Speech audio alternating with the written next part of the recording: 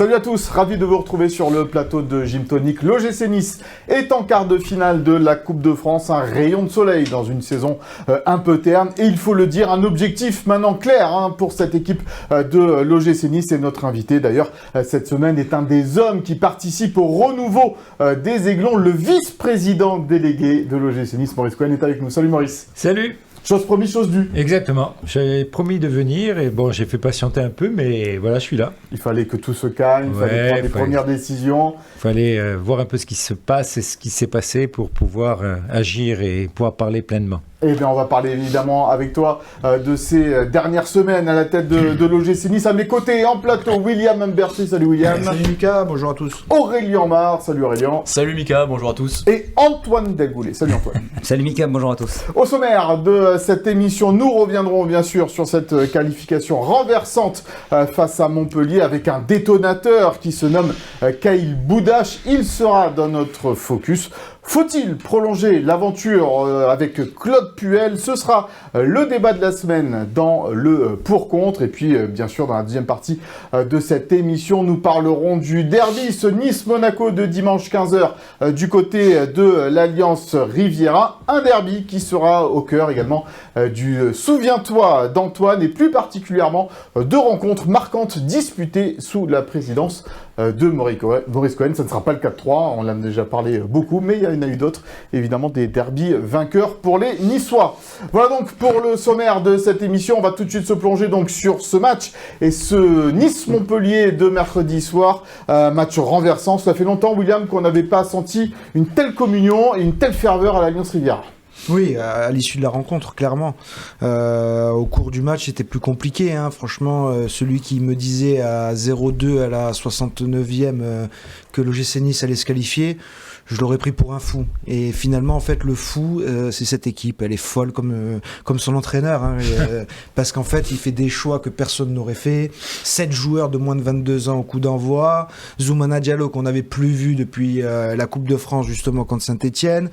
Bernardo qui fait sa première, un 11 totalement remanié, qui a eu du mal à trouver des automatismes, qui se fait surprendre très vite, donc le match qui te fuit un peu, et avec le 2-0 on s'était dit c'était terminé, mais les entrants avaient déjà amené du changement, Sanson, Wai et Klos, et puis après il y a le petit Boudache à l'heure de jeu qui rentre, et bon ça a contribué à ce nouvel élan, avec Wai passeur, Boudache qui marque, coup de pied arrêté, vraiment un secteur où le l'OGC Nice a des lacunes défensif-offensif, et là tu marques, avec en plus encore un symbole, le gamin du centre de formation, Antoine Mendy, qui marque son premier but, et puis la libération au bout du temps additionnel avec ce but de Diop.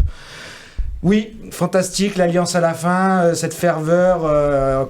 Franchement, on avait enfin l'impression que l'OGC Nice s'était réconcilié avec son public. Maurice, comment tu as vécu cette soirée, toi? Elle a été difficile d'abord, et puis après la délivrance, quoi. Avec beaucoup d'émotions, bien entendu, parce que c'est des scénarios un peu compliqués à vivre. Mais c'est vrai que le coach avait fait une équipe un peu audacieuse en première mi-temps. Mais ça, c'est du Claude Puel, donc ça, c'est bien. Moi, je trouve, on est à fond avec lui dans ses idées. Puis après, il a mis en avant une base de joueurs plus costauds. Et finalement, on est arrivé à faire la différence. Bon, donc, on peut dire qu'il a eu raison. Les stats de cette rencontre entre l'OGC Nice et Montpellier, pendant qu'on regarde ces stats, on a vécu le match ensemble, Aurélien, et on a beaucoup dit pendant le match, et à mesure que le match se déroulait à 2-0, qu'est-ce qu'il a fait Claude Puel? On était colère par rapport à sa composition d'équipe. Il y a beaucoup de supporters d'ailleurs qui étaient colères par rapport à sa composition d'équipe, mais au final, c'est lui qui a eu raison. Mais le vainqueur a toujours raison, donc forcément, on ne peut pas porter la pierre à Claude Puel, surtout qu'il a vu, évidemment, comme nous tous au stade, que dans les 45 premières minutes, les automatismes n'étaient absolument pas là, avec ce triple changement fait dès la mi-temps, avec Wai notamment qui rentre en jeu, Sanson, et ensuite le dernier, le nom m'échappe. Mais triple changement qui a fait la différence, et puis Klos. Et puis revenir de 0-2 à 2-2 déjà contre Brest, c'est pas anodin.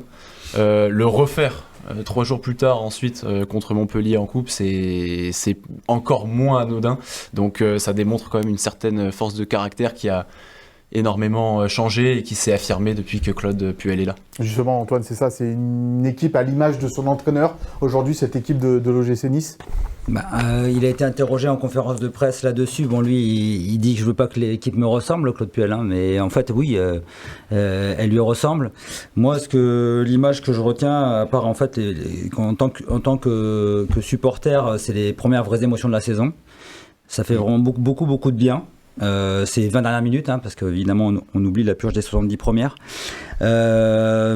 Mais cette image, c'est surtout le retour exceptionnel de Van Noot.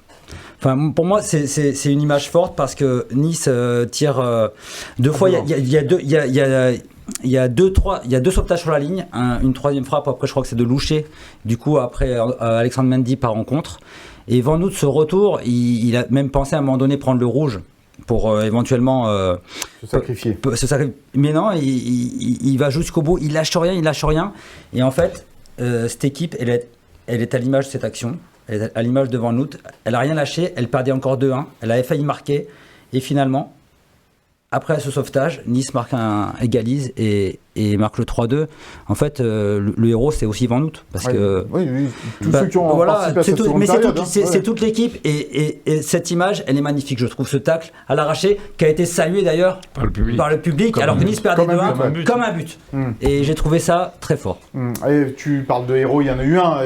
Et William en a parlé, c'est Antoine Mendy. C'est lui qui égalise dans cette rencontre. On l'écoute sa réaction après la rencontre. C'est vrai qu'on avait mal débuté ce match. On se mettait en danger sur les premières passes venant de la défense. Mais après, on a su corriger ça en deuxième mi-temps. Et même si on a pris 2-0 parce que malgré ça, on avait beaucoup d'occasions. On n'a pas lâché. Et sur la fatigue, ça se joue 90 minutes, même 100 minutes. Donc c'est là où on allait chercher tous ces buts et on est fiers du groupe parce que les entrants, ils ont fait du bon boulot, ceux qui ont commencé. Et tout le groupe est très heureux de cette très belle victoire. Pardon. Vous avez montré énormément de caractère ce soir, comme face à Brest dimanche dernier pour revenir dans cette rencontre. C'est ce qui est dorénavant la marque de fabrique de ce groupe-là, le caractère. Oui, c'est vrai qu'on retrouve l'identité et c'est très important dans un groupe. Et si on se bat les uns pour les autres, comme par exemple l'action de Charles où il revient sur Mendy, c'est magnifique et ça nous donne envie d'aller encore plus haut. Voilà, Antoine Mendy, d'accord avec évidemment Antoine Delgoulet. Les Antoine se complètent. Tout à fait.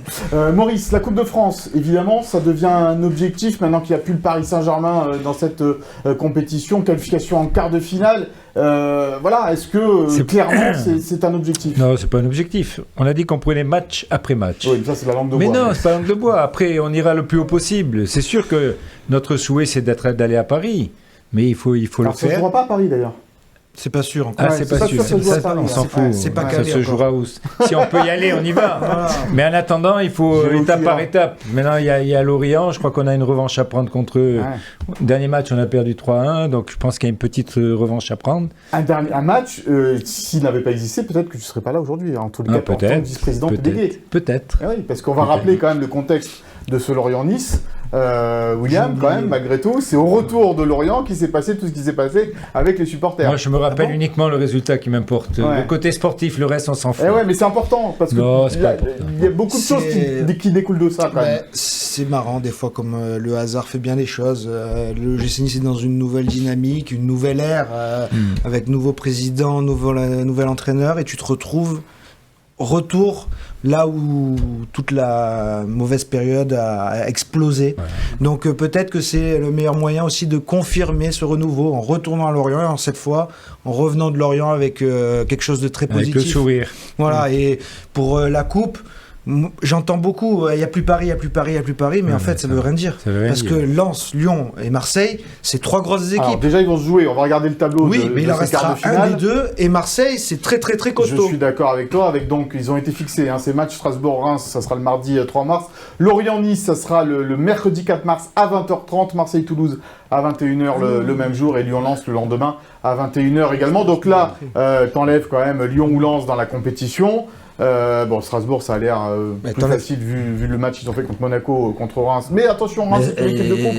Et l'a montré la saison dernière, puisqu'ils sont allés jusqu'en finale. Et puis Marseille-Toulouse, on connaît l'instabilité marseillaise avec Toulouse, qui est une bonne équipe. C'est pour ça, étape par étape, tranquillement. Il y a match de Lorient, puis après on verra. Et Strasbourg, belle équipe. Hein. Belle équipe. Très belle équipe. Un peu tricheur, mais belle équipe. Tu tombes contre Strasbourg. Ça tombe beaucoup au sol quand même. Hein. Moi, mais c'est une très très bonne équipe. Demande au Monégasque hier soir. Moi, je suis fan de leur attaque. Panicelli, c'est un joueur extraordinaire. Barco au milieu, c'est un phénomène.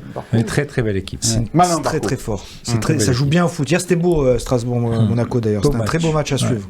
Mais Nice contre Strasbourg, elle fait un beau match, même le 1 partout. Le 1 partout. C'est l'époque où il y avait des problèmes avec Liam Rosenior et tout ça. Il était en instance de départ. C'est son dernier match. On a quand même posé la question, évidemment, à Claude Puel. Est-ce que ce Lorient-Nice est symbolique par rapport à tout ce qui s'est passé? Est-ce qu'il y a un petit sentiment de revanche aussi par rapport à tout cela? Écoutez, la réponse du coach de l'OGC Nice, c'était tout à l'heure en conférence de presse devant la caméra de Philippe Bertini. Chaque match a sa vérité. Et puis... on ne joue pas un match par rapport au précédent ou ce qui s'est passé. On est concentré sur l'objectif présent et pas d'autres spécificités comme ça, quoi. Et ils sont en pleine bourre. Je sais plus. Ils ont 12 matchs consécutifs sans défaite. Ils sont très très bons, ils font le plein chez eux et c'est une équipe en très grande forme et en plus qu'on va jouer chez elle, donc c'est un gros tirage, mais bon, quand on est en coupe, d'abord on choisit pas et après il faut passer chaque étape, donc voilà, ça change pas la donne. Ouais, ça ne change pas la donne pour le coach de l'OGC Nice. Il y a une autre petite histoire dans ce Lorient-Nice, c'était les propos de Sofiane Diop à la fin du match. Aurélien, quand il est allé voir les supporters, il avait un peu critiqué cette équipe de Lorient à l'époque. C'est ça, il avait dit que c'était une équipe qui qui devrait être reléguée. La preuve, ils sont 9e, donc Sofiane Diop s'est trompé. Est-ce que ça décrédibilise la performance de Nice, de la défaite 3-1 au match aller? Pas du tout. C'est un discours pour les supporters. Évidemment, c'était pour ça, mais au final, ça n'a pas empêché tout ce qui s'est passé ensuite. Donc lui aussi aura une revanche, un match dans le match à jouer contre Lorient, en plus de ses coéquipiers. Oui, puisque d'ailleurs les supporters lorientais s'en sont tout de suite servis sur les réseaux sociaux. Revenir sur les paroles de Sofiane Diop. Il s'en est expliqué tout à l'heure en conférence de presse également, le milieu de terrain de l'OGC Nice. On l'écoute. Concernant la confrontation, déjà elle est loin, donc on verra en temps et en heure. Mais non, par rapport à la situation, voilà, j'avais été un peu maladroit par rapport à mon discours avec les supporters. C'est pour ça que tout de suite après, 1 ou 2 jours après, je me suis permis d'envoyer un message à leur capitaine pour faire passer le message, de m'excuser parce que ça reflète. C'est pas que ça reflète, mais je voulais en rien toucher leur équipe et leur club. Tout simplement, je me suis excusé et ça a été super bien pris de la part de Laurent Abergel. Donc par rapport à ce point-là, j'ai pas de crainte ou quoi que ce soit. Le message est passé.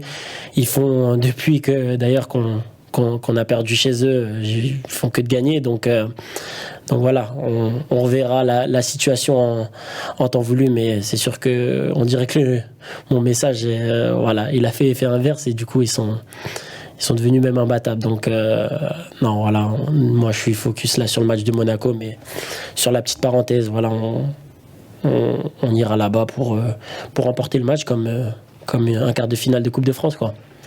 Et la dernière petite histoire dans cette rencontre, c'est Bamba Dieng qui marche aussi sur l'eau du côté de Lorient et qui avait été refusé à Nice à la visite médicale, si on se souvient bien. Retoqué à la dernière seconde. À la dernière seconde, alors qu'il était dans les installations du club. Donc il y a des petites histoires à raconter autour de ce... Pour une histoire de genou, non? Ce Lorient-Nice, effectivement, mais on en reparlera. T'avais eu le souci Mofi avant, donc t'as pris... piqûre de rappel et tu l'as pas fait. Ouais, c'était avant. En tous les cas, il a atterri à Lorient et pour l'instant, ça marche bien. On va revenir sur le Nice, Nice-Montpellier de mercredi soir avec le Focus.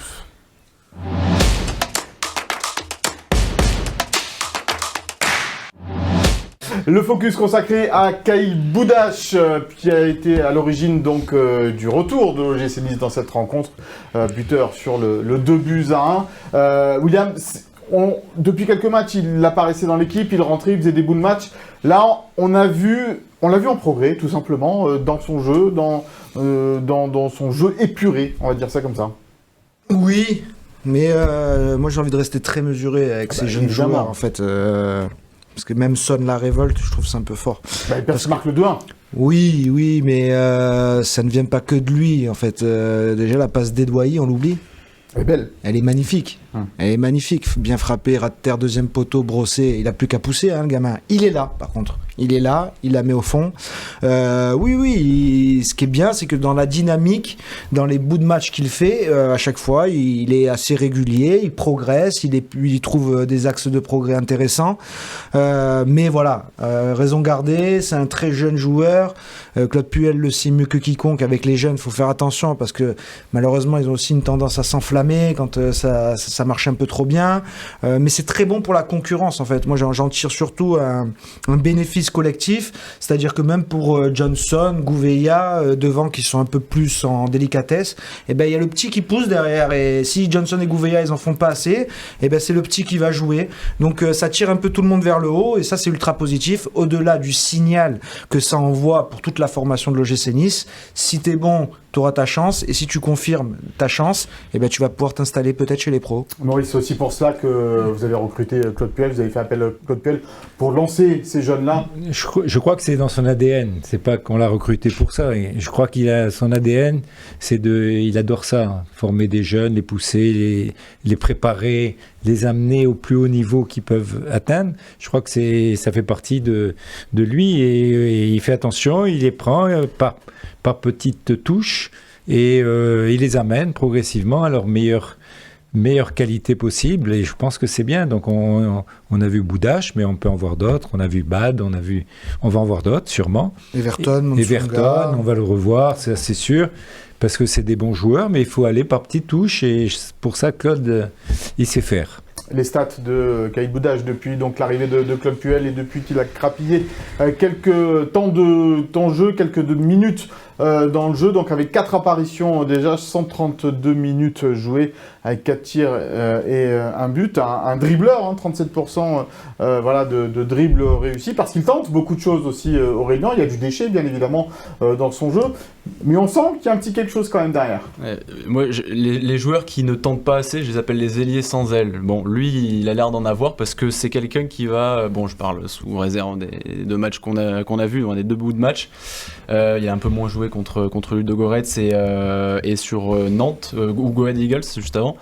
Mais contre Brest et contre Montpellier, on l'a vu toujours percuter, proposer aussi en profondeur, essayer de faire mal à l'adversaire, pas de revenir derrière et de vraiment tenter d'apporter le déséquilibre. Donc après c'est l'insouciance de la jeunesse qui fait ça aussi, mais le club en a besoin en l'état actuel des choses, donc c'est très bien pour lui. Jonathan Klaus, on va l'écouter à propos justement de Kyle Boudache. Au début je le trouvais assez timide parce que forcément il est jeune, mais je trouve qu'on l'a bien intégré. Il se lâche de plus en plus, il se libère, il prend confiance, et voilà, il a d'énormes qualités. À lui de continuer de travailler justement, ne pas sentir arriver trop vite, et voilà, essayer de s'installer le plus rapidement possible ici, et voilà, continuer à gravir les échelons, parce que c'est comme ça qu'il va encore progresser. Ne pas prendre la grosse tête, évidemment, c'est tout le mal qu'on ne lui souhaite pas, qu'on lui souhaite en tout cas de ne pas prendre la grosse tête à Kyle Boudache, parce qu'on en a vu des jeunes comme ça performer et puis disparaître du jour au lendemain également. Oui, il faudra faire attention, être très présent avec lui. Après, c'est un profil atypique.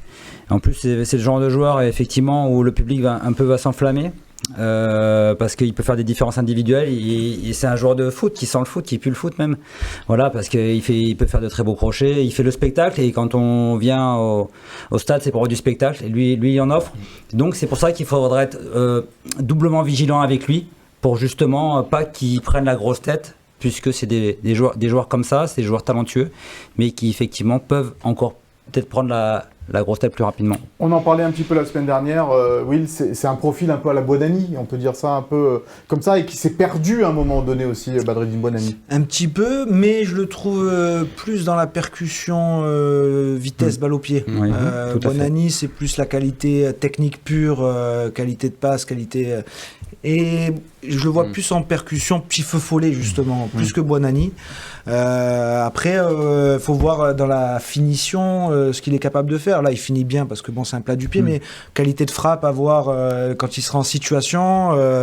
Et là où je l'attends le plus, c'est quand à la sortie de ses crochets en fait, parce qu'il a cette capacité de dribbler, mais au bout d'un moment, il lui manque cette petite levée de tête et lâcher au bon endroit. Je reviens toujours sur Brest où il a un bon ballon à donner à Klose à un moment donné dans la surface.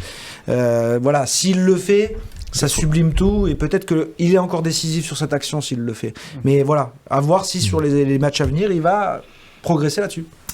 Claude Puel, l'entraîneur de l'OGC Nice, qui pense de son jeune joueur? Il débute, on ne grandit pas en une semaine, ça se saurait. Il faudra qu'on le mesure d'ailleurs.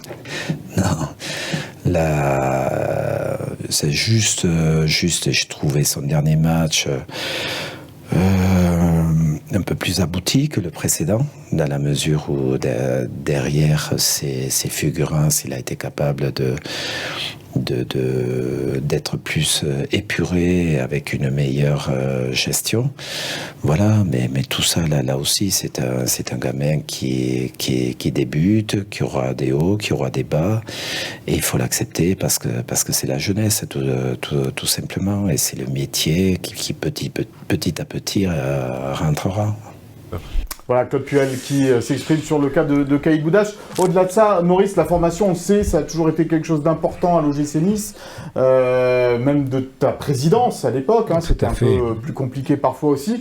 Aujourd'hui, quel est l'objectif, qu'est-ce que vous voulez mettre en place? Écoute, pas ce qu'on veut mettre, ce qui a déjà été mis en place. Parce que s'il y a une chose qui est bien organisée, qui fonctionne bien, c'est le centre de formation. Il y a une bonne équipe, il y a une bonne structure, tout ce qui a été mis en place. Je dois dire qu'il n'y a pas de retouche à faire. Et on a de très bons jeunes. Moi, j'ai été voir le match de Gambardella à Monaco. À Monaco contre l'OGC Nice. Ils ont fait un match, on aurait dû mener deux buts d'écart facilement. On a été bien au-dessus d'eux avec de très bons jeunes. On a là, parmi cette équipe de Gambardella, je pense qu'il y a 2-3 jeunes qui sont au-dessus des autres. Mais on a une bonne équipe globalement. Mais il y a 2-3 qu'on voit un peu plus que les autres, qui sortent de la tête de l'eau et qui ont vraiment de beaux joueurs. Et donc la formation, c'est important parce qu'aujourd'hui, dans les clubs professionnels, on va être amené à faire jouer de plus en plus de jeunes. Vous savez très bien qu'au niveau des budgets, compte tenu que les droits télé ont énormément diminué, il va falloir que les petits jeunes ils sortent là. Et puis nous, on est contents quand un jeune sort, quand un jeune joue, quand on voit Boudache, quand on voit le petit Everton. Donc on est content. C'est dans notre philosophie. Et donc il faut qu'on appuie dessus un maximum. Et on a la chance d'avoir un entraîneur qui a pas la peur de lancer des jeunes. Donc ça, c'est pour eux, pour les jeunes, c'est un plus aussi. Non, c'est sûr que c'est un plus pour le club dans la situation économique qu'il est aujourd'hui. Et puis, tu disais, l'OGC Nice, ça a toujours été important la formation. Je trouve que non, ces dernières années, ça avait été un peu oublié, justement. Et on manquait de ça, de regard sur la formation. On recrutait un peu à tout va, encore l'été dernier. Je ne vais pas jeter la pierre à quiconque, mais quand je vois encore Abdoul Samed aujourd'hui dans l'effectif, moi, je me demande qu'est-ce qu'il apporte concrètement pour les 2 millions d'euros. J'aurais préféré voir un Brignon un peu plus à utiliser, un Koulibaly un peu plus utilisé, les Everton. Donc, en fait, je pense que c'est même indispensable aujourd'hui pour les clubs français de se regarder leur centre de formation, de s'appuyer là-dessus. Et au-delà du centre, c'est l'image aussi que tu donnes chez toute la jeunesse talentueuse en France. Si un jour l'OGC Nice a envie de faire en post-formation, d'aller chercher des vrais jeunes talents, t'as la carte de visite avec Claude Puel qui fait jouer les jeunes si t'es bon. Ouais. Et les jeunes, s'ils ont le choix entre un gros club français ou l'OGC Nice qui fait confiance aux jeunes, je crois qu'il va venir à l'OGC Nice. D'ailleurs, là, on a pratiquement 4 jeunes à qui on va proposer un contrat professionnel. C'est 4 jeunes niçois. Donc nés à Nice. Ils sont là. Il était temps. Oui, il était temps, mais c'est bien, quoi. C'est un plus, parce que souvent, on va les chercher loin. et on les coupe de leur famille, alors que quand ils sont là et qu'ils sont arrivés à 13-14 ans au centre de formation, c'est beaucoup plus facile pour un Parce qu'il y a jeune. eu des partenariats conclus avec des clubs près de Marseille et tout ça. Oui, il y en a. Et tu as été à l'origine aussi d'un partenariat avec le Cavigal. Dernièrement, c'est celui-là qui est important aujourd'hui, parce qu'on voit qu'il y a un gamin là, qui est parti du Cavigal pour aller à Salzbourg. C'est ça. Comment ça se fait qu'il n'atterrit pas à l'OGC Nice? Oui, maintenant il aurait dû atterrir. Il n'a pas atterri parce que l'OGC Nice à l'époque s'est pris un peu trop tard. Et que ça, c'est plus possible, ça, Maurice. Il faut plus que ce soit possible. Il faut qu'un bon joueur de la région, je ne parle pas que de Nice d'ailleurs, mais de la région, aille à l'OGC Nice. C'est le club. D'ailleurs, moi, je vois les gosses. Quand j'ai mon petit-fils qui joue à Saint-Jean-Beaulieu, pas qu'au Cavigal, mais les gosses, ils sont tous avec le maillot de l'OGC Nice. Donc c'est vraiment le club de tout le monde, quoi, de la région. Il faut absolument qu'on se mette ça. Il ne faut pas qu'il y ait un très très bon jeune puisse partir dans un autre club qu'à Nice. Et pourtant, il y a une concurrence forte avec quand même l'AS Monaco aujourd'hui, avec Marseille qui est pas loin, qui aimerait un peu développer aussi son centre de formation. Donc c'est dur de vivre dans cet environnement aussi. Oui, c'est une question après d'organisation. Je vous ai dit que le club était bien organisé, que le centre de formation était bien organisé. On a de bons recruteurs, on a des jeunes talents.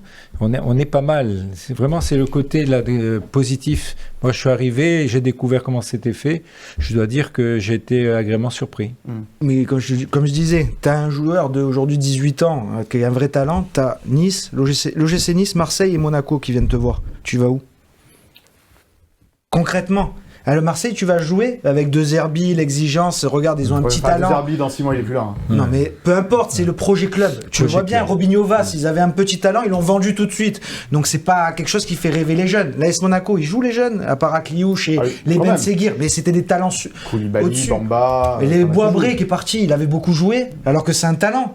Tandis qu'à l'OGC Nice, là, aujourd'hui, tu as une carte de visite où si tu as du talent, tu joues. Donc, là justement, ça nous fait une transition pour notre pour-contre de la semaine, notre débat. Faut-il prolonger déjà Claude Puel? On demandera évidemment l'avis à Maurice Cohen après, mais on y va pour le pour-contre.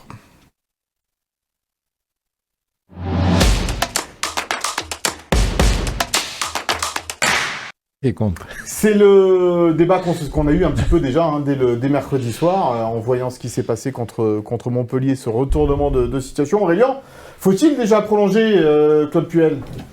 Et je me demande comment on peut dire non à l'heure actuelle, parce que évidemment, sans parler des résultats, la mentalité est complètement différente. Il a quand même transformé une équipe complètement amorphe en une équipe, un effectif qui se bat, qui a encore des lacunes, oui, défensives, même dans le jeu tout n'est pas parfait, mais la Populaire Sud voulait des battants, et ça a été vraiment leur credo, c'est ce qu'ils ont réclamé durant toute cette période de crise. Ils les ont. Actuellement, voilà, il y a une mentalité qui a évolué. Les joueurs se battent beaucoup plus sur le terrain. Claude Puel est revenu aussi à des bases plus simples au niveau du jeu, au-delà de ce qu'avait pu faire Francaise. On voyait qu'il avait aussi perdu un petit peu son groupe au niveau tactique. Claude Puel est revenu à des choses simples qui marchent mieux, y compris pour les jeunes aussi, pour les intégrer. Puis en plus, on parlait de l'exemple Boudache, mais le lancer comme ça dans cette situation actuelle, 1, c'est pas facile. 2, le fait qu'il marque, ça va le lier à vie à son club formateur. C'est son premier but en pro. Il le marque avec le gym, donc c'est parfait. Ça, et tout le crédit est à donner à Claude Puel. Et puis évidemment, on peut évoquer les résultats qui sont quand même satisfaisants. Son parcours en coupe parle pour lui. Tout ça en ayant la main finalement que sur un demi-mercato d'hiver où il a fait venir entre guillemets Kelly Way. Donc imaginons ce qu'il pourrait faire à l'été avec la pleine possession des pouvoirs, on va dire, même si Fred Maurice aura son mot à dire. Là, c'est le moment où tu te fâches avec Claude Puel, William. Abandonne. T'as le droit. C'est une opinion. Je vais pas me fâcher avec Claude Puel, mais déjà, je sais pas si je peux défendre mon argument parce qu'il a commencé par dire je vois pas comment on peut dire ne pas prolonger Puel. Alors, je vais t'expliquer comment. C'est que déjà 2012-2016, on a suivi le club et il y avait déjà Claude Puel. Donc on a déjà un aperçu de Claude Puel, on sait ce que c'est. Claude Puel sur 4 ans. Aujourd'hui, on voit Claude Puel sur 1 mois et demi, sur une mission qui lui a été confiée, qu'il est en train de réussir. pas de problème, haut la main. Mais moi, au bout d'un mois et demi, est-ce que j'ai envie déjà de le prolonger? J'en sais rien. Dans quel état sera le club cet été? Est-ce qu'il y aura des nouveaux repreneurs, Maurice? Est-ce qu'il y aura un changement de projet ou pas? C'est ça, l'interrogation, c'est aujourd'hui, à l'instant T, est-ce qu'il faut prolonger Puel? Non. D'où le déjà. Voilà, donc non, parce que attendons de voir déjà comment il finit sa mission. J'ai pas trop de doutes, parce que il faut être cohérent dans ce que je dis. Pour moi, le maintien, il est acquis. Donc là-dessus, il aura déjà réussi sa mission. Voyons ce qu'il fait avec la Coupe de France. Et donc, encore une fois, voyons ce que veut faire le club cet été. Si en effet, il n'y a pas de repreneur, si en effet, le club doit encore compter ses sous, très bien. Claude Puel, pour la formation, pour ces choses-là, c'est très bien. Si aujourd'hui, l'OGC Nice a la chance d'avoir un nouveau repreneur avec des ambitions de retrouver l'Europe, de plein de choses, est-ce que peut-être il n'y a pas la possibilité de repartir sur un entraîneur plus jeune, avec un projet différent, avec un profil? Moi, j'en ai un dans la tête, notamment sud-américain, des choses comme ça, où la l'OGC Nice, ça fait longtemps qu'on attend ça. Donc, je ne jette pas la pierre à Claude Puel, mais j'attends de voir dans quelle situation sera l'OGC Nice l'été prochain et quel projet il a envie de faire. Maurice, la question, elle est entre tes mains, au final, elle est entre celles de Jean-Pierre River. Non, mais il a bien dit, William, c'est un projet, c'était une mission. Une mission à 3 avec Jean-Pierre River, Claude Puel et moi-même. Donc cette mission, elle n'est pas terminée. On s'est donné le temps jusqu'à la fin de saison pour savoir où on allait, ce qu'on allait faire par la suite. Donc c'est prématuré de parler du renouvellement ou pas, c'est pas le sujet. Notre sujet aujourd'hui, c'est de réussir la mission pour laquelle on s'est soudé et Claude a joué le jeu. Il a accepté un contrat de 6 mois alors que tous les entraîneurs, moins d'1 an et demi, ils ne le font pas. Lui, il a accepté à des conditions tout à fait sympathiques pour le club. Nous, on est venus pour faire cette mission. Et puis, on verra au mois de mai ou peut-être un mois avant, si on a la tête qui est sortie de l'eau, ce qu'on fera. Et en fonction éventuellement de l'avenir du club. Mais ça, pour l'instant, on n'est pas figé. Et il faut être patient. Pas de sujet. Il n'y a pas de discussion entre vous. Non, je pense que pas du tout. Pas du tout. Non, mais pour être bien clair. Non, il n'y a pas de discussion. Et au départ, on l'a dit, c'est une mission avec on était trois personnes à la faire. Jean-Pierre River, Claude Puel, Maurice Cohen. On mène cette mission. Elle était de 6 mois. Un peu avant 6 mois, on aura pris des décisions, parce que 6 mois, ça mène au 30 juin. Donc un peu avant, on prendra les décisions nécessaires, mais pour l'instant, ce n'est pas d'actualité. Antoine? De toute façon, la question, c'est faut-il déjà? C'est le déjà. Hein. Donc, tout est dans le déjà. Donc c'est non. Effectivement, de toute façon, Maurice l'a dit, William l'a dit, il ne faut pas oublier que Claude Puel donc, est resté 4 ans aussi à Nice avant, comme l'a bien précisé William, et qu'il avait eu des décisions jusqu'au boutiste à l'époque qui l'avaient quand même froissé avec Jean-Pierre River à l'époque. Ça, il ne faut pas l'oublier que moi, je n'en ai reviens à toutes les qualités qu'a Claude Puel et tout le boulot fantastique qu'il fait avec à Nice depuis son retour et qu'il a fait à l'époque. Mais je me rappelle aussi de périodes quand même assez sombres pendant les 4 ans, notamment quand Nice avait fini 17e. Voilà, bon, c'était... donc, faut pas non plus oublier ça. Je pense qu'il faut voir aussi le temps long. Faut pas s'enflammer comme il faut faire avec Boudache. Ne nous enflammons pas non plus avec Claude Puel pendant ce mois et demi. Et effectivement, peut-être qu'au mois de mai, déjà, on y verra plus clair. Et dans ce cas-là, la meilleure décision sera à prendre. Le déjà était en trop, c'est pour ça. Mais non, le déjà, c'est toute la question. S'il n'y a pas le déjà, évidemment qu'on dit non. Voilà. C'est le déjà. Après, est-ce que si on était resté à 2-0 pour Montpellier, on se serait posé la question? Je ne pense pas. Alors, on a échappé. Alors, pour tout vous dire, on a échappé à un pour-contre ou à 2-0 pour Montpellier. Est-ce que Claude Puel s'est trompé? Est-ce que Claude Puel était responsable d'une éventuelle élimination? Vu la compo d'équipe. On a changé notre... C'est toute la complexité du personnage et du management Claude Puel. Il a les défauts de ses qualités et les qualités de ses défauts, en fait. Faut le prendre comme il est, mais des fois, ça va passer sur des moments magnifiques avec la jeunesse et tout, et des fois, il va rentrer dans le mur. Limassol, par exemple.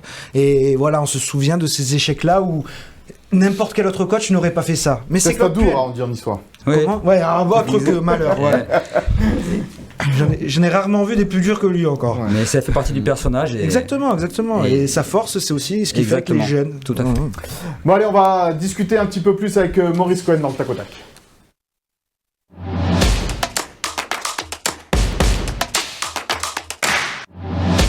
Maurice, quels ont été, avec Jean-Pierre River, tes premiers chantiers à arriver au club? Parce qu'on se souvient que la crise était profonde à ce moment-là, on parlait de Lorient tout à l'heure.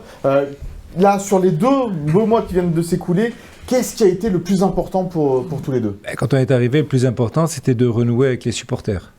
Donc, la première des choses, c'était de changer l'entraîneur, de trouver un accord avec Francaise. Ça, c'est Jean-Pierre qui s'en est occupé. Parce que dans un premier temps, c'était pas le cas. Vous l'aviez confirmé dans un premier temps. Mais le match contre Saint-Etienne a été un peu... C'est ça. Donc là, c'est Jean-Pierre qui s'en est occupé, qui a mené un peu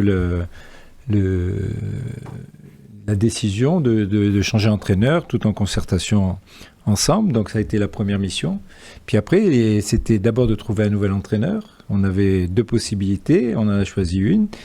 Et après, c'était de renouer avec nos supporters, qui était notre mission importante, puisqu'il y avait une cassure qui était complète entre les supporters et le club, les supporters avec les joueurs. Donc il fallait arriver à renouer un petit peu tout ce contexte. C'est ce qu'on s'est attelé à faire dans les premiers jours de notre mise en place. Donc on l'a fait, je ne dis pas qu'on a réussi, mais on a bien avancé avec les supporters. On a eu de bons contacts, on les connaissait depuis longtemps. On a eu de bons contacts, on s'est dit ce qu'on avait à se dire, on s'est dit les 4 vérités quand il fallait se les dire. Et je pense que ça a été très positif et c'est ce qui a renoué. Et puis après, maintenant, il y a l'organisation du club sur lequel on se penche pour l'avenir. Parce que c'est pas pour demain, mais pour l'avenir. Justement, comment il fonctionne votre binôme avec Jean-Pierre River? Toi, tu es dans l'opérationnel, on va dire, au suivi au quotidien dans les bureaux et... Moi, je suis donc, j'ai mes activités professionnelles, donc que j'utilise toujours à mi-temps, donc la moitié au GC Nice, la moitié à titre professionnel, puisque j'ai mes affaires qui sont sur Monaco. Et avec Jean-Pierre, on est en constante relation, ça se passerait bien. Lui, il s'occupe de beaucoup de choses au niveau joueur, au niveau Jim Ratcliffe, parce que c'est important aussi d'avoir le contact et qu'il soit informé de ce qui se passe. Et puis on discute ensemble et ça se passe très bien. Entre nous, il n'y a pas une feuille de papier qui nous sépare. Tout se passe bien, on se dit les 4 vérités quand on a à se les dire. On est bien organisé, on se complète bien. Quand un il peut, l'autre il peut pas, etc. Donc ça se passe très bien. Donc c'est un bon attelage. En tout cas, Jim, il doit être content d'avoir validé ce choix de changement de présidence, de changement de coach. Il a donné la carte blanche à Jean-Pierre River et Maurice Cohen.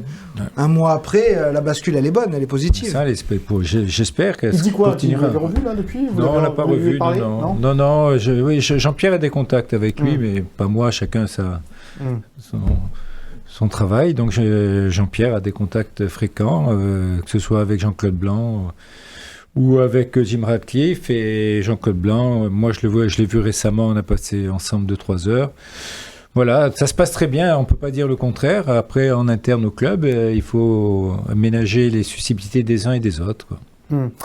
Sur la vente du club, parce qu'on sait que le GC Nice est en vente, en tous les cas Jim Ratcliffe l'avait exprimé, avait mentionné une banque à l'époque pour cela. Ça en est où de ça aujourd'hui? Est-ce qu'il y a des dossiers? Est-ce qu'il y a quelque chose sur la table aujourd'hui pour dire... Moi, je n'ai aucune information.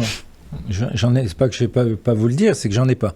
Voilà, on part de loin là. Hein. On est parti de grandes difficultés sportives, économiques, etc. Donc là, il faut un peu remodeler tout ça, quoi. Vous êtes revenu avec Jean-Pierre, mais est-ce que tu peux nous confirmer quelque chose? C'est qu'en fait, avant de vous concerter pour vous associer, chacun déjà de son côté avait envie de s'investir. C'est ça, ça a été, je dis pas un hasard, parce qu'il n'y a pas de hasard dans la vie.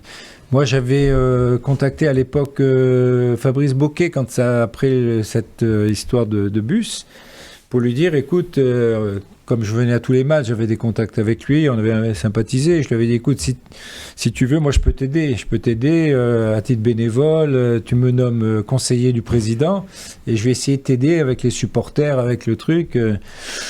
Et il m'a jamais répondu. J'en avais parlé aussi à Jean-Claude Blanc, il m'avait jamais répondu. Et le hasard a fait que j'ai mon coach sportif qui m'entraîne, qui est aussi le coach de Jim Ratcliffe. Et le coach, il a dit... en forme. Il a dit à Jim, moi j'ai un ami qui est un ancien président, etc. Il a des idées, vous devriez le rencontrer. Et Jim m'a dit, ok, je veux bien le rencontrer. Et je l'ai rencontré. Et quelques jours après, c'est Jean-Pierre qui se dit on ne peut pas laisser le club aller comme ça dans cette situation sans me consulter, hein, et qui rencontre Jean-Pierre, et Jim lui dit on est emmerdé, est-ce que vous pouvez nous aider? Et Jean-Pierre a dit oui, je veux bien. Il se sentait un peu responsable aussi parce qu'il quand même il a été président. Il a dit je veux bien le faire, mais je peux pas le faire seul. Et lui pensait à moi, bien sûr. On est des amis à part ça, hein, donc il pensait à moi et il est sorti du rendez-vous. Il m'appelle, il était déjà sur la route, il partait de Monaco et moi j'étais à Monaco. Et je lui ai dit non, je suis à Monaco. Il m'a dit alors on se voit au Café de Paris, on mange un petit bout ensemble.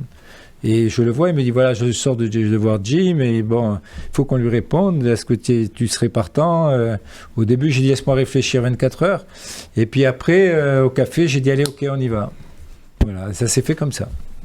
Tu étais un peu plus conciliant que Jean-Pierre, on va dire, parce que toi, tu as accepté d'être le conseiller de Fabrice Bocquet. Oui, parce que moi, l'intérêt, c'était le club. Mais Jean-Pierre, lui, ne voulait plus Fabrice Bocquet au milieu. Je pense qu'il n'en voulait plus. Mais moi, si tu veux, dans ma première approche, c'était dire qu'est-ce que je peux faire pour aider ce club. Voilà, ça a été ma première approche.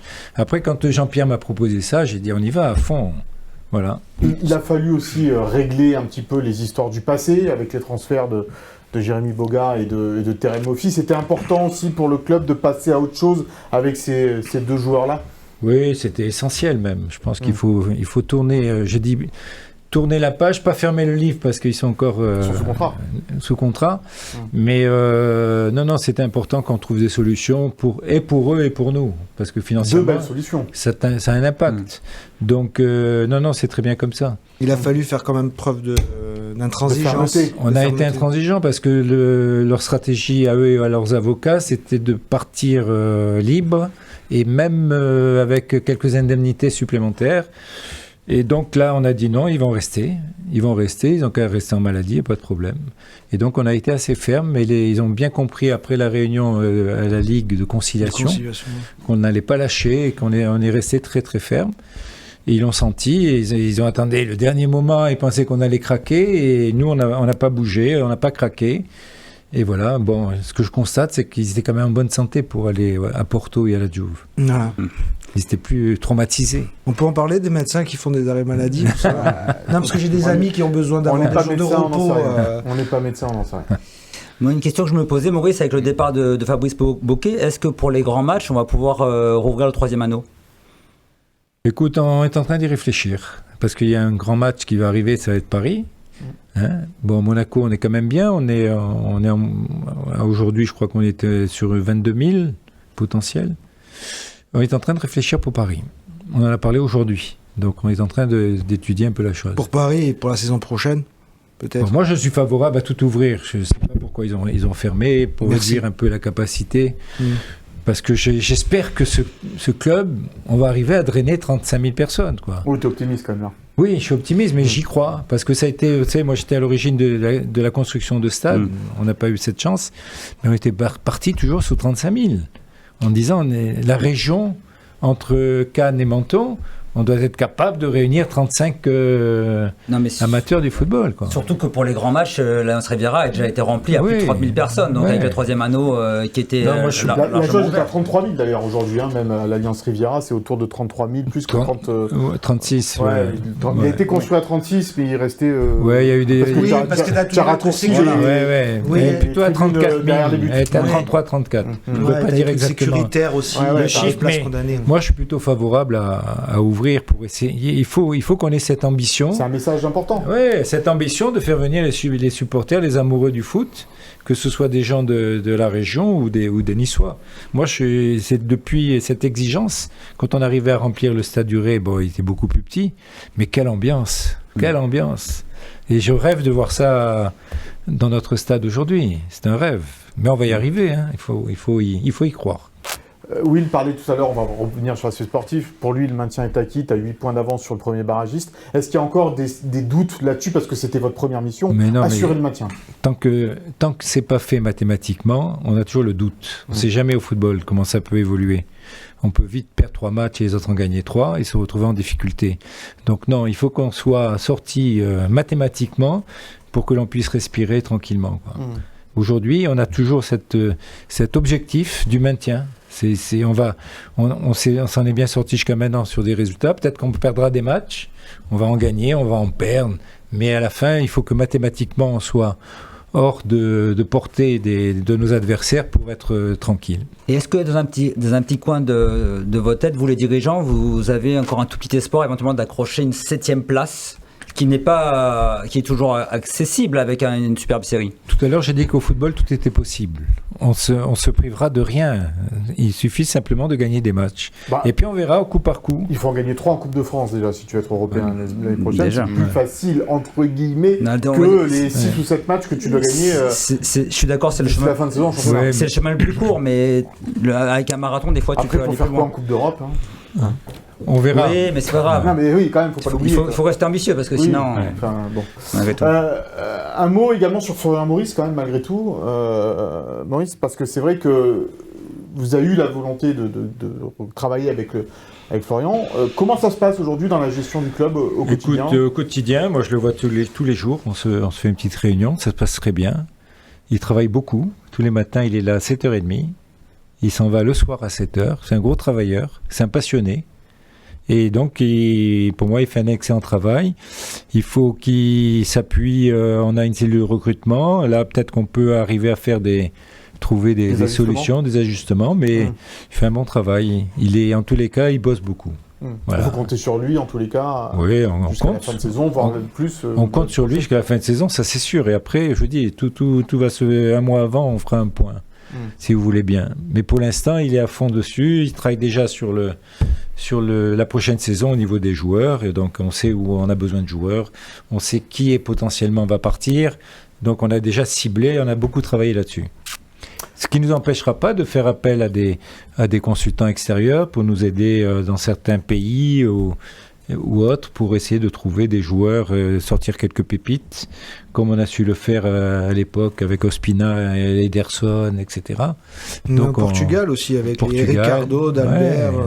D'Albert. Donc on ne va pas se priver de ça, on va essayer de faire un travail intelligent pour essayer d'être efficace. Moi, je pense à quelqu'un en Argentine qui peut vous aider. Oui. Il peut vous aider. Tu crois que je parlais de qui J'ai bien compris. Mais il y en a d'autres. Il y a plein de gens qui veulent nous aider et qui peuvent nous aider. Je peux faire un petit indiscret si tu veux sur Renato. Vas-y. Renato, concrètement, l'OGC Nice, un jour, il viendra l'aider. Mais aujourd'hui, en ce moment, pendant encore 1 an, 2 ans, il ne pourra pas parce qu'il a eu des problèmes personnels dans sa famille et donc il doit rester en Argentine. Mais l'avenir, il peut nous aider en Argentine. De l'Argentine, il peut aider. C'est ça. C'est des gens comme ça qui Il l'a déjà fait parce que tout à l'heure, tu parlais de Fabrice Bocquet, de tes coups de fil. Tu n'étais pas le seul. Un Renato Sivelli a fait partie des personnes qui ont appelé Fabrice Bocquet, qui lui ont conseillé sur certaines choses. Non, mais là, il peut déjà nous aider. C'est un peu ça que je veux mettre en œuvre. Très bonne idée. Des anciens qui sont éparpillés peut-être. Éparpillés, des anciens, ou même des anciens qui sont là mais qui ont gardé des réseaux, etc. Donc il faut remettre un peu de vie à tout ça. On veut des Argentins, Maurice. Mais est-ce que justement, peut-être maintenant que vous avez un petit peu plus de liberté, est-ce que le club, comme l'avait fait River avec Balotelli ou Ben Arfa, a envie peut-être de faire un petit peu un gros coup comme ça, même si ça dure pas longtemps? Une tête d'affiche pour faire rêver un peu le public. Est-ce que c'est possible? Tout est possible. Et vous savez que Jean-Pierre adore ça. Oui, voilà. Justement, et c'est pour ça. Et donc, c'est ça qu'il faisait kiffer. Il a eu 2-3 trucs. Ça a failli. Mais on dira rien. Non, on dira rien, mais Jean-Pierre aime bien ça et pourquoi pas? Pourquoi pas? Il faut garder le présent. Il y a eu de belles réussites comme ça. Aime bien ça. Voilà. C'est pas aimer. Aime. C'est pas aimer. Il aime toujours. Et aimera. Je peux dire encore. Ouais, mais bon, il y a eu beaucoup de réussites dans ce domaine-là. Ben Arfa, Balotelli. Comment il s'appelait? Snyder, ça a moins marché, mais bon, c'est pas grave. C'était un bon Belanda. Non, mais il y a même encore Tanguy là, qui fait partie de ces joueurs aussi qui peuvent être phénoménaux, mais bon, faut qu'ils reviennent physiquement. Allez, on va parler du derby dans un instant. Juste un petit moment d'autopromo. Parce que c'est sympa. Tu nous parlais de ta vie professionnelle, évidemment à côté. T'as un petit chose. J'organise dans le cadre de mes activités avec mon épouse un salon du service à la personne. Ça n'a rien à voir avec le football, et qui aura lieu à Nice jeudi, toute la journée. C'est des entrées gratuites. Au centre des congrès. Au centre des congrès, Nice. Voilà, et donc on attend tous les gens qui sont concernés par les problèmes d'Alzheimer, les aidants, sont les bienvenus. Il y a un cycle de conférences du professeur Olivier Guérin qui est très important. Donc on attend nombreux les gens qui peuvent être intéressés dans ce domaine-là. Voilà pour la petite promotion. Salon. On passe à Nice-Monaco avec donc le derby de convalescents. Tiens, on est un peu dans le même thème. Il faudrait Mofi et Boga qui vont au salon. Derby de convalescents, pourquoi? Parce que l'OGC Nice, évidemment, bon, ça va un petit peu mieux, mais n'est pas sorti d'affaire. Et puis on a vu la rechute du côté de l'AS Monaco avec cette élimination en Coupe de France à Strasbourg. Aurélien, c'est vrai que j'avais presque envie de dire derby sans relief, sans intérêt, mais ça reste un derby au final et on peut pas dire ça. Ça reste un derby et ça reste forcément imprévisible parce que déjà Monaco est encore plus imprévisible que Nice. Les derbies échappent à toute dynamique, ça on le sait. Et puis s'il y a un moment où Monaco est prenable, c'est bien en ce moment. Et je regardais les statistiques de Pocognoli, mais c'est que 31% de victoire à la tête de Monaco. Il y a que Henry qui a fait pire lors de la saison où ils ont frôlé la relégation. Donc forcément, c'est des indicateurs qui ne trompent pas. Et c'est une victoire à l'extérieur aussi en 4 mois pour Pocognoli. Donc derby alléchant et forcément Nice a tout à gagner. Ce derby du ventre mou ou sans enjeu? Il y a de l'enjeu dans ce derby? Franchement, derby des convalescents, ça va très bien parce que dans la notion de convalescent, il y a l'idée que ce sont des équipes qui ne répondent pas à ce qu'elles attendent d'elles, en tout cas. Et à Monaco, c'est vrai que sur la série, tu as l'impression qu'ils sont prenables. Mais encore une fois, hier soir, j'ai regardé exprès ce match contre Strasbourg. Et le score ne reflète pas du tout la physionomie du match parce que Monaco, quand ils reviennent à 2-1 par l'intermédiaire de Biret qui met un beau but d'avant-centre, donc comme quoi lui aussi il n'a pas perdu son foot et ce sera encore quelqu'un de dangereux, Monaco a aussi la possibilité de revenir dans la partie. C'est Strasbourg qui fait un super match avec un Ciseaux super efficace, mais voilà, ça reste quand même une équipe solide, un Zakaria qui en défense fait encore le job, mine de rien, donc. Et on se souvient que pas plus tard que l'année dernière, à 18h avant le match, voilà, c'était le match à gagner, à ne pas perdre pour pas être viré, il le gagne à l'Alliance. Donc les derbies, c'est tellement incertain et d'autant plus quand tu as deux équipes où tu ne connais pas réellement leur vrai niveau. Ouais, et puis Monaco quand même resté sur 3 clean sheets avant de perdre à Strasbourg, dont un superbe 4-0 contre Rennes. Moi j'avais vu le match, je l'avais suivi pour Nice matin. Et franchement, ils avaient fait une très belle partie, ils s'étaient bien réveillés. Bon, c'est une équipe un peu schizophrène, puisque bon, elle rechute assez quand même régulièrement comme elle a fait hier. Après, je dirais peut-être un petit avantage quand même pour le gym, qui a 24 heures de plus de récupération. Monaco a mis son équipe type hier à Strasbourg. Monaco revient avec une défaite dans les pattes, avec un voyage dans les pattes. Bon, il y aura, je pense, un peu l'avantage avantage physique pour Nice, mais les Monégasques sont capables de rebondir et surtout, il y aura leurs supporters. Ils leur doivent absolument une revanche parce que bon, ils sont voilà. Et je sais, et à part, colère, oui, et une victoire dans le derby atténuera un peu la colère des supporters monégasques. Alors justement, par rapport à ces 24 heures de récupération de plus pour l'OGC Nice, on a posé la question tout à l'heure à Claude Puel. Est-ce que ça pourrait changer la donne de ce derby? Eh bien, Claude Puel n'est pas tout à fait d'accord avec toi, Antoine. Non, je pense pas. Je pense pas parce que il y a une notion de derby, donc un rappel pour les supporters, pour vous également au niveau de la presse. Il y a un environnement, qu'on le veuille ou non, autour d'un match comme ça, et ça met de l'alerte. Et puis je pense que d'avoir été éliminé à Strasbourg va décupler leur envie de se projeter à fond dans le championnat et sur les barrages de Ligue des Champions. Donc non, je m'attends pas à Monaco, je dirais atteint, mais bien au contraire. Monaco pas atteint selon Claude Puel. Le classement de cette Ligue 1, il n'y a pas beaucoup d'écart entre l'OGC Nice et l'AS Monaco, le 10e contre le 13e, quand même, si on devait dire ça en début de saison, que l'OGC Nice et Monaco occuperaient ces places-là. On n'y aurait peut-être pas cru, mais match plus important peut-être d'ailleurs pour Monaco qui n'a plus que le championnat maintenant quasiment pour rêver d'une place européenne et qui est quand même revenu un tout petit peu sur Rennes, à 4 points de Rennes qui est 6e aujourd'hui, Aurélien. Donc du coup, la pression pression, peut-être, elle est un peu plus sur les épaules de l'AS Monaco sur cette rencontre. Mais mine de rien, malgré toutes ces défaites et ces contre-performances, ils sont qu'à 4 points de l'Europe. Et même 3. Parce qu'après, Rennes est en train de plonger aussi. Hein. Bien sûr, mais c'est très homogène. Donc Monaco a tout intérêt à remporter ce match.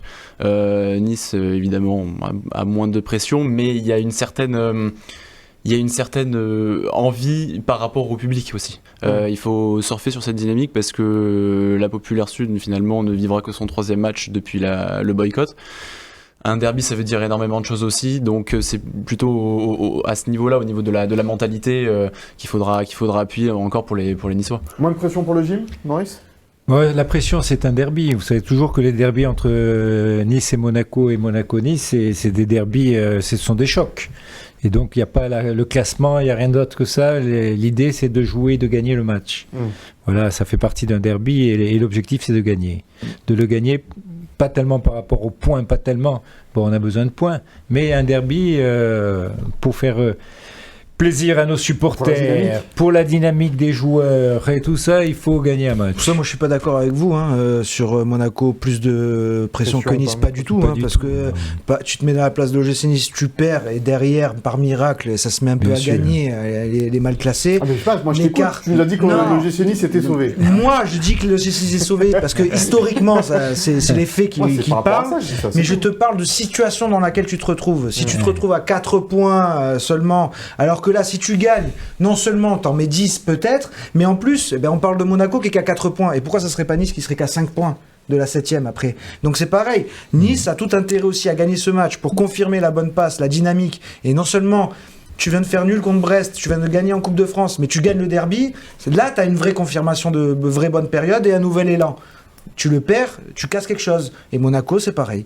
Bon, on va voir en tous les cas ce que tu nous as concocté dans la compo probable. On va faire la compo probable. D'ailleurs, des deux équipes, on commence par celle de l'OGC Nice avec Will.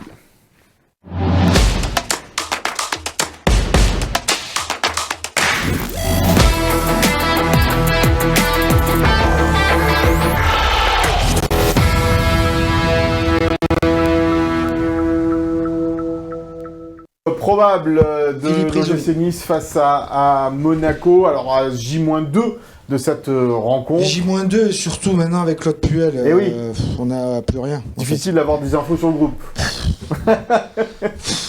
Quand on en a, c'est qu'on est allé les chercher. Oui, voilà. Donc, rien que pour les gardiens de but, Claude Puel, on y a encore demandé. Il botte en touche complètement. Voilà, alors qu'il a confirmé que les principaux intéressés, c'est quand même le plus important, sont au courant de la nouvelle hiérarchie qu'a mis en place Claude Puel. Donc, c'est au courant, il nous le dira tout à l'heure. Ouais, moi je me mêle pas du sportif. Voilà, il donne rien non plus, Maurice.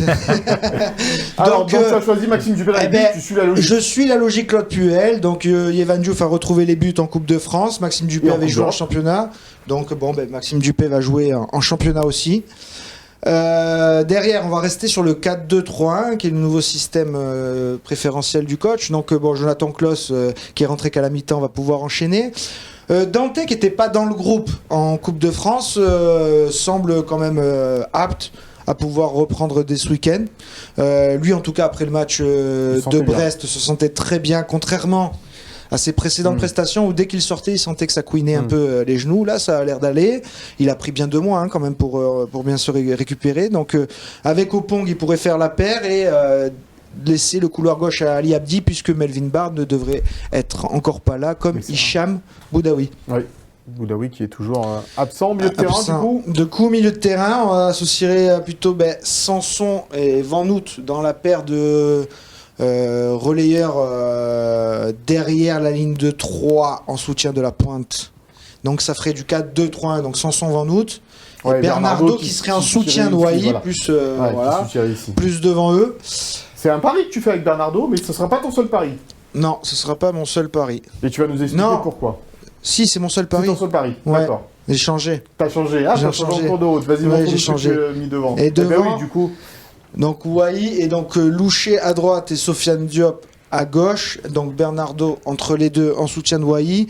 Oui, on a hésité avec Boudache, mais connaissant un peu le coaching de Claude Puel, qui n'aime pas non plus trop exposer ses jeunes.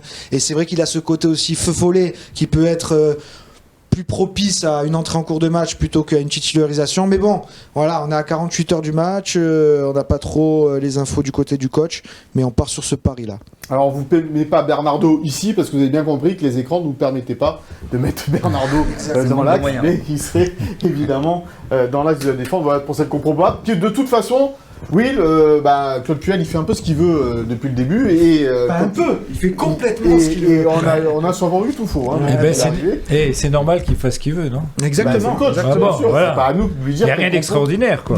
Quel compo il doit mettre. Mais non, mais c'était pour dire que voilà, c'est difficile d'avoir et un point sur le groupe parfois et savoir quels joueurs sont opérationnels ou pas. Moi, je me rappelle juste pour les gardiens qu'à l'époque, il avait fait tourner Joris Del et David Ospina et ça s'était pas très bien passé.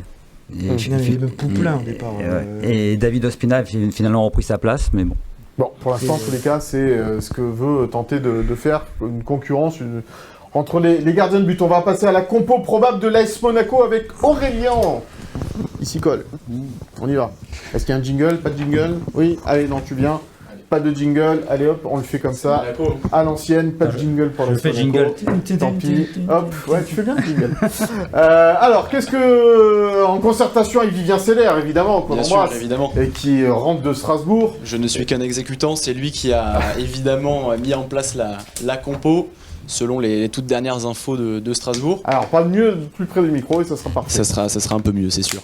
Il y a une hécatombe de blessés côté monégasque, important de le rappeler avant le derby. Radecki en fait partie, donc du coup, ce sera encore Philippe Keun qui démarrera dans les cages de l'AS Monaco.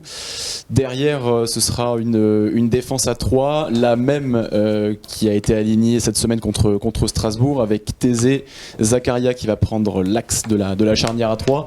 Et puis Thilo Kehrer côté gauche. Thilo Kehrer qui joue beaucoup, qui est fatigué, ça s'est senti hier à Strasbourg, mais il n'y a pas de solution pour Sébastien Pocognoli, puisque Woodface est blessé, il vient d'arriver. D'ailleurs aussi, Mawissa a repris l'entraînement tout juste.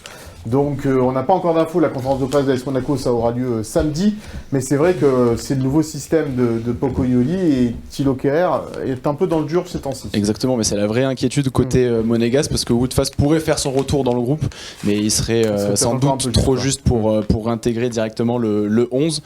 Donc même défense que contre Strasbourg, puis derrière au milieu de terrain, on aura Vanderson aussi qui sera les 4 aligné. milieux là, alignés par Sébastien Pocognoli. Côté droit, on gardera le même milieu de terrain, hormis, on va le voir, Caio Henrique, qui sortirait du 11, qui paierait sa mauvaise performance hier à Strasbourg, pas très convaincant le Brésilien.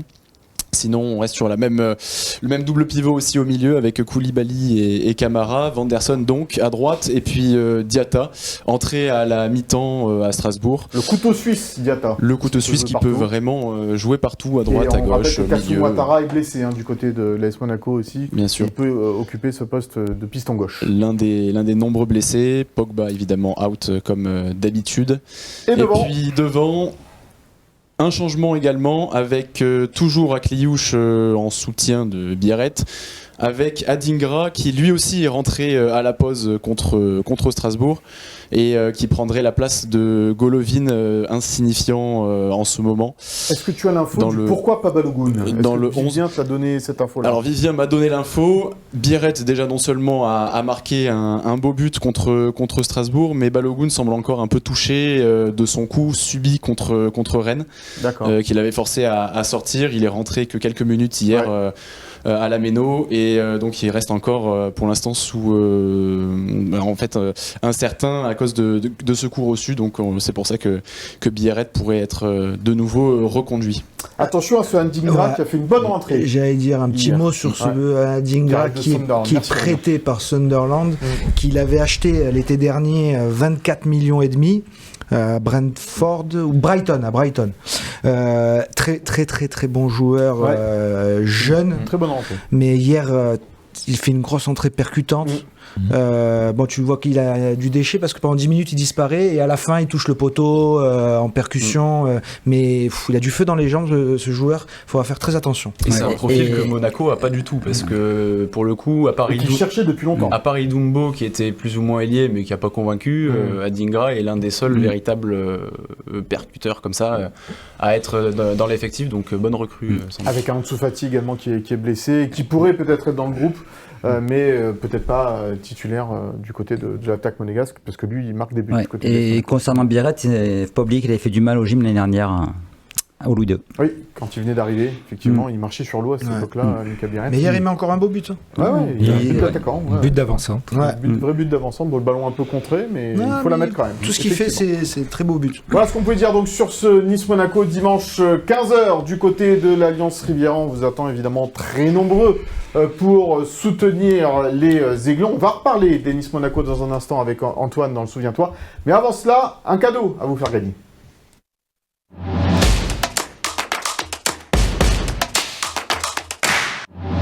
Et c'est une remise en jeu, parce qu'il n'a pas été gagné la semaine dernière, l'album de Faro, qui était notre invité, le dessinateur, sur Zinedine Zidane, un album qu'il avait lui-même dédicacé avec ce petit croquis représentant Zinedine Zidane, pas de gagnant la semaine dernière, donc on le remet en jeu. Le pronostic de ce Nice-Monaco, donc, avec le nom des buteurs, s'il y en a, le petit hashtag Gymtonic qui va bien, et donc l'album de Faro sur Zinedine Zidane, a gagné. Le Souviens-toi.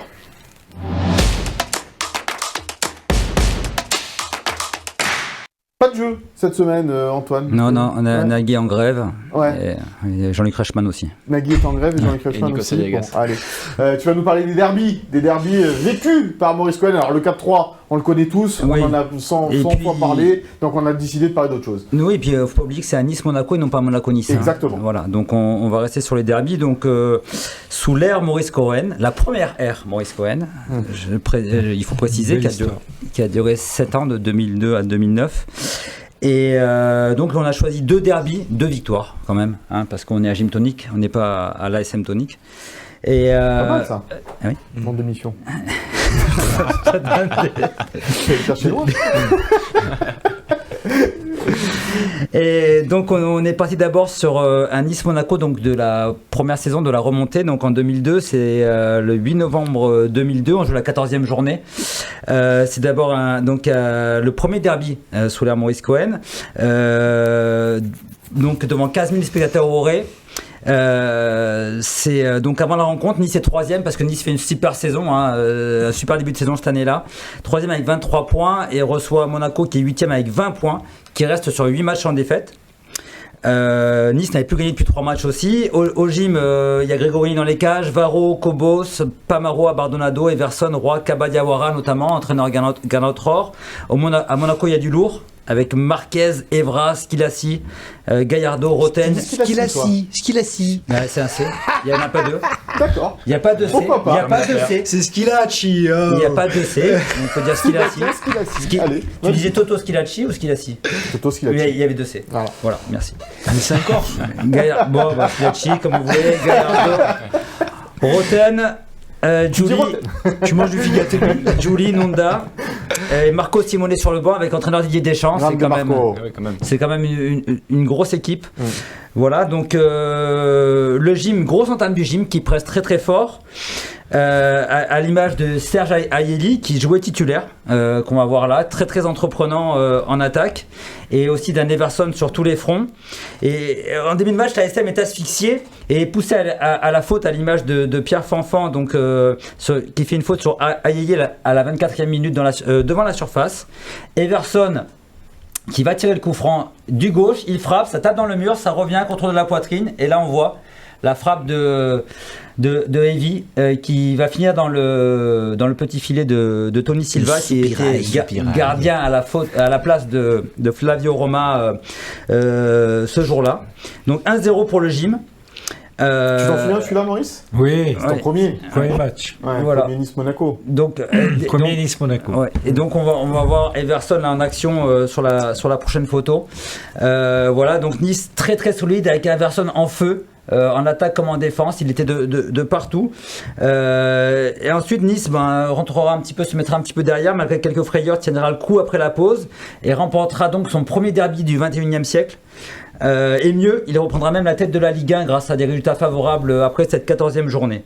Voilà. Et même Didier Deschamps, à la fin du match, avait reconnu la supériorité physique des Aiglons. Donc voilà, on peut dire la grosse performance des Niçois. Et bon, on saura tous qu'un finalement Nice en deuxième partie de saison aura un petit coup de mou, finira 10e et Monaco finira 2e. Mais Maurice, si tu peux nous parler un petit peu de ce match, si tu t'en souviens. Écoute, je me souviens, c'était le premier derby au Stade du Ré contre Monaco. Ils avaient une très très grosse équipe, Monaco. Ah ouais. Nous, on avait une équipe qu'on avait construite en de guerriers. Là, tu as l'ossature à Monaco de l'équipe qui finira finaliste de Ligue 2. Tout à fait. Et avec l'entraîneur aussi. Et donc, on avait 7 joueurs prêtés. On avait construit une équipe à la va-vite. Et finalement, on a fait un début de championnat extraordinaire. Il y avait là aussi, le club avait failli crever puisqu'on a été repêché. Vous connaissez toute l'histoire, je ne vais pas la refaire. Et là, il y a eu... c'est comme un élan. Il y a eu un élan de tout le monde. Il y a un élan des supporters, un élan des joueurs, un élan de... Je vois même le sponsor, la Maison de la Literie. Il y avait eu même un déplacement à Bordeaux où la Maison de la Literie offre un déplacement aux supporters. Ils avaient offert les matelas pour dormir sur place aussi. Non, mais non, ils avaient offert... Je faisais partie de ceux qui avaient profité de ce déplacement. Ils avaient offert, effectivement... Oui. Donc on se rappelle, et puis c'était le début des Verson... Everson, fabuleux en ce début de saison. Extraordinaire. Un club qui arrive de 3e division allemande. Alors Everson, c'est une anecdote parce que Everson, c'est mon premier contrat que je signe de professionnel. Il est dans le bureau le jour. Il est dans le bureau le jour exactement. Tu te rappelles.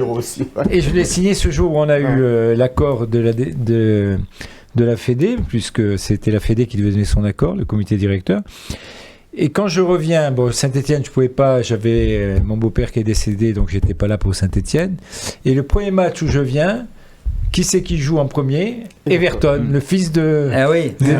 C'est un truc incroyable. Un truc incroyable. Et puis d'ailleurs, Everson était prêt à jouer en national si vous étiez... Ah oui, lui, il voulait signer quoi qu'il arrive. Il arrivait d'Allemagne, il avait vécu des temps un peu difficiles en Allemagne. Mais il a dû se dire quand même qu'est-ce que je fous là, parce que ce jour-là, c'était quand même assez spécial. Voilà, donc c'est une belle histoire. Et cette première victoire contre Monaco, alors qu'ils avaient une équipe de fou extraordinaire, d'ailleurs ils finissent 2e, ils jouent la Coupe d'Europe. Donc, et ils font finale. Ils gagnent la Coupe de la Ligue cette année-là, non? Pour nous, c'était exceptionnel. Il y a Roten cette année-là, là. Oui, Roten. Alors, c'est là qu'il gagne la Coupe de la Ligue. 2002-2000. Ben oui, c'est ça, 2002-2003. Il gagne en 2003, c'est ça. Et en défense, il y avait même un mec qui s'appelait Skilacci. C'est bon ça. Et qui mangeait du figaté. On l'embrasse d'ailleurs. Voilà. Oui, on l'embrasse. Et donc on va revenir aussi sur un deuxième match sous l'ère Maurice Cohen. Donc c'était un match de la 27e journée de la saison 2004-2005, le 26 février 2005, le match retour. À l'aller, c'était le fameux... Ederson, là. Voilà. À l'aller, c'était le fameux victoire 4-3 dont tout le monde se rappelle. Ceux qui s'en rappellent pas, allez vite voir, les jeunes, allez vite voir sur YouTube, parce que vous en souviendrez toute votre vie, même sur YouTube. Donc Nice aborde ce match retour à la 14e place et lutte pour son maintien après 8 matchs sans succès, alors que Monaco est 4e et reste sur 10 matchs sans défaite. Alors Monaco, par contre, c'était quand même un match important pour les deux clubs parce que Nice jouait son maintien et Monaco devait absolument gagner pour ne pas être distancé par Lyon pour rester dans la course au titre. À Nice, derrière, il y a toujours les Varro, les Abardonado, les Cobos sont toujours là et il y a d'autres joueurs, il y a Djetou, Balmont, Roudet, Vairua, Agali qui sont là cette saison. Il y a Roll, non, aussi, peut-être. Roll, ce match-là, je pense pas qu'il l'avait joué. Ouais. Mais il était dans l'effectif. Et Flo Balmont. Et en face, Monaco, grosse équipe aussi avec JV, Maicon, Evra, Bernardi, Adebayor, Mohamed Kalon, Javier Saviola. Javier, c'est Conejito. Javier. Eh oui, voilà. El Conejito. Le petit lapin. Voilà. Et exactement, le petit lapin. Et un grand joueur, donc le gym pas favori évidemment, mais bon, Auray devant 13 000 personnes, un peu moins qu'il y a 3 ans, un gym archi combatif qui joue avec ses armes d'entrée de jeu, et le gym qui va trouver la faille, on va voir là Florent Balmont, le gym qui trouve c'était juste avant, voilà. Florent Balmont qui en fait tire un coup franc excentré sur le côté, il met le ballon dans la surface, personne ne touche, ça rentre. 1-0. Il n'a pas marqué beaucoup de buts avec non, le mais un but, je pense qu'il n'a pas fait exprès, un but un peu chanceux. Mais le Gym mène 1-0. Ensuite, Monaco prend le dessus. Les Niçois s'arc-boutent en défense et tiennent le coup. Deuxième période, Didier Deschamps, qui était encore l'entraîneur de l'ASM, fait un changement. Adebayor sort et fait rentrer Gigliotti, donc un joueur du centre de formation. Là, on voit Ederson, qui n'était pas encore rentré. Et Gigliotti qui marque un but fabuleux, un ciseau retourné, un magnifique ciseau retourné qui bat Gregorini sur un service de Saviola d'ailleurs, je crois. Fabuleux, un partout. Et 3 minutes après, Ederson fait son entrée en jeu à la place de Roudet. Donc on voit ici Ederson. Et sur une petite déviation de Agali, 4 minutes après son entrée en jeu, contrôle de la poitrine et il frappe. Il met un lob qui bat Odar, le gardien, qui avait encore remplacé Flavio Roma, qui n'aime pas apparemment les derbies contre Nice. Et pourtant, il y a un chant à son... Oui. Flavio Roma. Ah bon? Oui. Le fameux. Oui, mais les deux matchs dont on parle aujourd'hui, il n'avait pas joué. Et donc, Ederson, donc, qui venait d'arriver au mercato d'hiver, 19 ans à peine.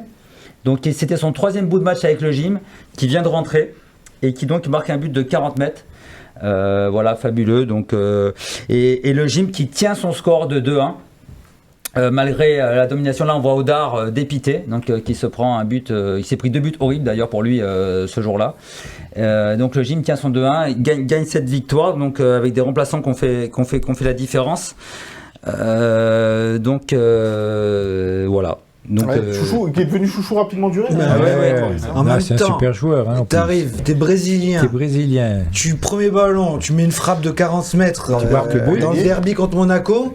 T'es devenu l'idole, hein, ça y est, c'est fait. C'était son 3e match, 3e bout de match. Il avait déjà fait des bons matchs, je crois, contre Metz, ancien Coupe de France juste avant. Si tu peux nous rappeler, Maurice, un petit peu l'arrivée d'Ederson. Ederson, c'est Roger Ricord qui entretenait de bonnes relations avec des agents sud-américains de Calcendo ou un nom comme ça, qui avait de bonnes relations. Caliendo. Voilà, qui avait eu de bonnes relations avec. Et Roger lui dit si tu as un joueur, tu peux nous l'amener, on le voit, sans engagement, etc. Il dit ouais, j'en ai un très bien, un petit jeune là. Vous savez qu'au Brésil, ils peuvent être propriétaires des joueurs. À l'époque, ouais. Donc lui, c'est interdit, soi-disant. Oui, mais à l'époque, il était propriétaire du joueur. Il avait donné de l'argent à la famille, etc. Et donc, il a dit à Roger, écoute, j'ai un petit jeune là, et il avait 18 ans, il faut le voir parce que moi, j'y crois beaucoup, etc., etc. Et donc, il est venu, on l'a eu pendant 1 an gratuitement, pratiquement, ou presque rien. Il vivait chez l'agent qui était résident à Monaco. Et donc, il venait, il était très sérieux, appliqué, etc., etc. Et puis, il est resté comme ça pendant... Après la 2e année, ça a été mieux. Et puis, jusqu'à qu'il parte à Lyon, où on fait un plus gros transfert à l'époque du club qui était de 14 millions d'euros. Donc, c'était énorme. Ouais, et l'objectif, à la base, c'était qu'il se montre pour aller dans un plus grand club. Pour être valorisé, voilà. c'est un peu ça. C'était le deal. Ouais. L'agent qui était propriétaire du joueur, lui, ce qu'il voulait, c'est le valoriser pour faire une vente magnifique, puisque on s'était associé 50-50 sur le joueur. Nous, on avait acheté 50% du joueur. Ouais. Aujourd'hui, c'est complètement interdit. Aujourd'hui, c'est interdit. Mais même à l'époque, quand on a fait la transaction, tout fait chez Tevez. Voilà, donc c'est comme ça qu'on est arrivé à faire ce joueur qui était exceptionnel et qu'on a vendu après à Lyon. Voilà. Et pour finir donc sur ce derby, donc Nice finalement se maintiendra même si grâce aux victoires contre Monaco du coup cette saison. Oui, exactement. Mais Gernot Rohr quand même cédera sa place en fin de saison à Gérard Bucher parce que c'était limite. C'est tendu. Voilà. On se maintient à Ajaccio. Ouais. On se maintient. Et grâce à un but de Kamel Larbi.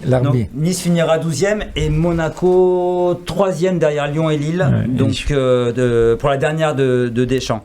Et pour l'anecdote, je t'en ai parlé tout à l'heure, Maurice, mais un derby Nice-Monaco, c'est aussi ton dernier match en tant que président en 2009. Ça. Une défaite 3-1 sous l'ère Didier Oli-Nicole. C'est pour ça que je suis parti. Non.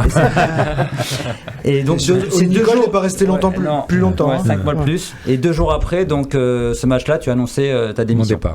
Ouais, voilà. Bon.